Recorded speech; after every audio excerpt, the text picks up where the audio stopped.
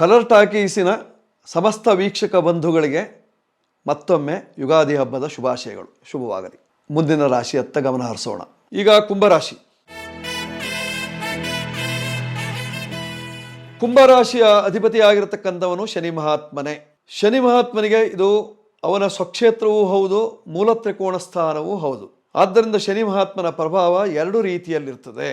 ನೀವು ಎಲ್ಲೇ ವಾಸವಾಗಿರಿ ಅಲ್ಲಿ ಶನೈಶ್ಚರ, ನಿಮ್ಮ ಮೂಲ ಸ್ಥಳ ಎಲ್ಲೇ ಇರಲಿ ಅಲ್ಲಿ ಶನೈಶ್ಚರ. ಹೀಗಾಗಿ ಎರಡು ರೀತಿಯಲ್ಲೂ ತೊಂದರೆ ಕೊಡುವಂತಹ ಸಾಧ್ಯತೆ ಇರತಕ್ಕಂಥದ್ದು. ಆದರೆ ಈಗ ನಿಮಗೆ ತೊಂದರೆ ಯಾವ ರೀತಿಯಲ್ಲಿ? ಸಾಡೇ ಸಾತಿನ ರೀತಿಯಲ್ಲಿ. ಮನುಷ್ಯನ ಜೀವನದಲ್ಲಿ ಸಾಡೇ ಸಾತು ಇದೊಂದು ಭಯಂಕರವಾದಂತಹ ವ್ಯಾಧಿ ಇದ್ದಾಗೆ. ಸಾಡೇ ಸಾತು ಬಂದರೆ 30 ವರ್ಷದ ದುಡಿಮೆಯನ್ನು ಹಾಳು ಮಾಡ್ತಾನೆ. ಮತ್ತೆ ನೀವು ಜೀರೋದಿಂದ ಮೇಲೆ ಬರಬೇಕಾಗ್ತದೆ. ನೀವು ಹೋಗಿದ್ದೀರಿ ಎಷ್ಟು ಎತ್ತರಕ್ಕೆ, ಎಲ್ಲವನ್ನು ಕಳೆದುಕೊಂಡು ಸರ್ವ ಸಂಪದ್ ವಿನಾಶಕೃತ, ಸಕಲ ಸಂಪತ್ತನ್ನು ಕಳೆದುಕೊಂಡು ಜೀರೋಕ್ಕೆ ಬರುವಂತಹ ಸನ್ನಿವೇಶ ಇರ್ತದೆ. ಆದ್ದರಿಂದ ತುಂಬ ಜಾಗೃತಿಯಾಗಿರಬೇಕು ಶನಿ ಮಹಾತ್ಮನ ವಿಚಾರದಲ್ಲಿ. ಕಾನೂನಿನ ಅಧಿಪತಿ, ಕರ್ಮ ಪ್ರದಾತ, ಕರ್ಮದ ಅಧಿಪತಿಯಾಗಿರ್ತಕ್ಕಂಥವನು ನಿಮ್ಮ ಕರ್ಮಕ್ಕೆ ಅನುಗುಣವಾಗಿ ಫಲವನ್ನು ನೀಡ್ತಾ ಇರ್ತಾನೆ. ನೀವು ಜೀವನದಲ್ಲಿ ಏನೇನು ಕರ್ಮವನ್ನು ಮಾಡಿರ್ತೀರೋ ಅದಕ್ಕೆ ತಕ್ಕ ಫಲವನ್ನು ಆಗಾಗಲೇ ಕೊಡ್ತಾ ಇರ್ತಾನೆ. ಆದ್ದರಿಂದಲೇ ತುಂಬ ಜಾಗೃತೆ ಶನಿ ಮಹಾತ್ಮನ ವಿಚಾರದಲ್ಲಿ. ಆದ್ದರಿಂದಲೇ ಅವನಿಗೆ ಶನಿ ಮಹಾತ್ಮ ಅಂತ ಕರೆದಿದ್ದಾರೆ. ಆ ಮಹಾತ್ಮನ ಅನುಗ್ರಹವನ್ನು ಪಡೆದುಕೊಳ್ಳುವಲ್ಲಿ ನೀವು ಯಶಸ್ವಿಯಾಗಬೇಕು. ಅದಕ್ಕೋಸ್ಕರವಾಗಿ ಕಪ್ಪು ಮಡಕೆಯಲ್ಲಿ, ನಿಮ್ಮ ರಾಶಿಯೇ ಕುಂಭರಾಶಿ, ಕಪ್ಪಾದ ಕುಂಭ, ಆ ಕುಂಭದಲ್ಲಿ ಕಂಠಪೂರ್ತಿಯಾಗಿ ಕಪ್ಪು ಎಳ್ಳು, ಅದರಲ್ಲಿ ಎಲೆ ಅಡಿಕೆ, ದಕ್ಷಿಣೆ, ತೆಂಗಿನಕಾಯಿ ಇತ್ಯಾದಿಗಳನ್ನು ಇಟ್ಟು ಅದನ್ನು ಪೂಜಿಸಿ ಅದನ್ನು ದಾನ ಮಾಡಿದಾಗ ಆಗ ಶನಿ ಮಹಾತ್ಮನ ಪೀಡೆ ನಿಮಗೆ ನಿವಾರಣೆ ಆಗ್ತದೆ. ಆ ಮೂಲಕವಾಗಿ ಸಂಪತ್ತು ವೃದ್ಧಿ ಆಗ್ತದೆ. ಕುಟುಂಬ ವೃದ್ಧಿಯನ್ನು ಮಾಡಿಕೊಳ್ಳಿಕ್ಕೆ ಅವಕಾಶ ಇದೆ.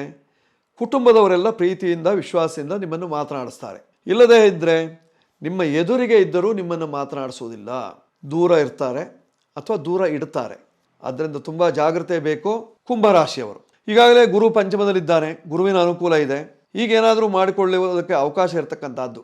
ಒಂದು ಕಡೆ ಶನಿ ಕಾಡ್ತಾ ಇದ್ದರೂ ಗುರುವಿನ ಬಲ ಇದ್ದದ್ದರಿಂದ ಏನಾದರೂ ಅಲ್ಪ ಸ್ವಲ್ಪ ವ್ಯವಹಾರಗಳು ನಡೆಯುವಂತಹ ಸಾಧ್ಯತೆ ಇರತಕ್ಕಂಥದ್ದು ಕುಂಭರಾಶಿಯವರಿಗೆ. ಅದರಲ್ಲೂ ಇಲೆಕ್ಟ್ರಾನಿಕ್ಸ್ ವಸ್ತುಗಳ ವ್ಯಾಪಾರ ವ್ಯವಹಾರಸ್ಥರಿಗೆ ಸಾಕಷ್ಟು ಅಭಿವೃದ್ಧಿ ಆಗುವಂತಹ ಲಕ್ಷಣಗಳು. ರಸ್ತೆಯ ಆಸುಪಾಸದಲ್ಲಿ ಅಂಗಡಿಗಳನ್ನು ಇಟ್ಟುಕೊಂಡು ವ್ಯಾಪಾರ ವ್ಯವಹಾರವನ್ನು ಮಾಡುವವರಿಗೆ ಅನುಕೂಲ ಉಂಟಾಗುವಂತಹ ಲಕ್ಷಣಗಳು. ಅಥವಾ ಕೃಷಿ ಧಾನ್ಯದಲ್ಲಿ ಒಣಭೂಮಿಯಲ್ಲಿ ಬೆಳೆಯುವಂತಹ ಬೆಳೆಗಳಿಗೆ ಸಾಕಷ್ಟು ಅಭಿವೃದ್ಧಿ ಆಗುವಂತಹ ಲಕ್ಷಣಗಳು. ಮಾನಸಿಕವಾದಂತಹ ದುಮ್ಮಾನವನ್ನು ದೂರ ಮಾಡುವಂತಹ ಲಕ್ಷಣಗಳು.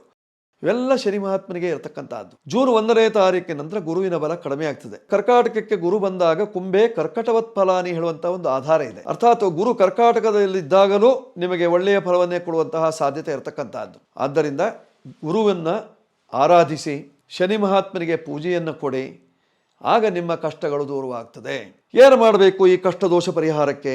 ಸುಂದರಕಾಂಡ ಪಾರಾಯಣ ಅತ್ಯಂತ ವಿಶೇಷವಾಗಿರ್ತಕ್ಕಂತಹದ್ದು. ಸುಂದರಕಾಂಡವನ್ನ ನೀವು ಮಹೇಂದ್ರ ಪರ್ವತವನ್ನು ಏರಿ ನಿಂತಹ ಆಂಜನೇಯನು ಲಂಕಾ ರಾಜ್ಯಕ್ಕೆ ಹೋಗಿ ಅಶೋಕವನದಲ್ಲಿ ದುಃಖಿತಳಾಗಿದ್ದಂತಹ ಸೀತಾಮಾತೆಯನ್ನು ಕಂಡು ಅವಳಿಗೆ ಮುದ್ರೆಯುಂಗುರವನ್ನು ಕೊಟ್ಟು ಅವಳಿಂದ ಚೂಡಾಮಣಿಯನ್ನು ಪಡೆದು ಮತ್ತೆ ಪುನಃ ರಾಮನ ಸಂದರ್ಶನವನ್ನು ಮಾಡಿದಂತಹ ಆಂಜನೇಯನ ಕಥೆ. ಇದನ್ನು ನೀವು ನಿತ್ಯವೂ ಪಠಣ ಮಾಡುವುದರಿಂದ ನಿಮ್ಮ ಕಷ್ಟಗಳು ನಿವಾರಣೆಯಾಗುವಂತಹ ಲಕ್ಷಣಗಳು ಕುಂಭರಾಶಿಯವರಿಗೆ ಇದೆ. ಜೊತೆಯಲ್ಲಿ ನೀವು ಬಳಸಿಕೊಳ್ಳಬೇಕಾಗಿರ್ತಕ್ಕಂತಹ ಸಂಖ್ಯೆ 8. ಅದನ್ನೇ ಬಳಸಿಕೊಂಡಾಗ ಕ್ಷೇಮ ಉಂಟಾಗ್ತದೆ. ಬಿಳಿ ಬಣ್ಣ, ಹಸಿರು ಬಣ್ಣ, ಕಪ್ಪು ಬಣ್ಣದ ವಸ್ತ್ರಗಳು ನಿಮಗೆ ಅನುಕೂಲವನ್ನು ತರ್ತದೆ. ಉತ್ತರ ದಿಕ್ಕಿನಲ್ಲಿ ವ್ಯಾಪಾರ ವ್ಯವಹಾರವನ್ನು ಮಾಡುವುದರಿಂದ ಅಭಿವೃದ್ಧಿ ಆಗ್ತದೆ.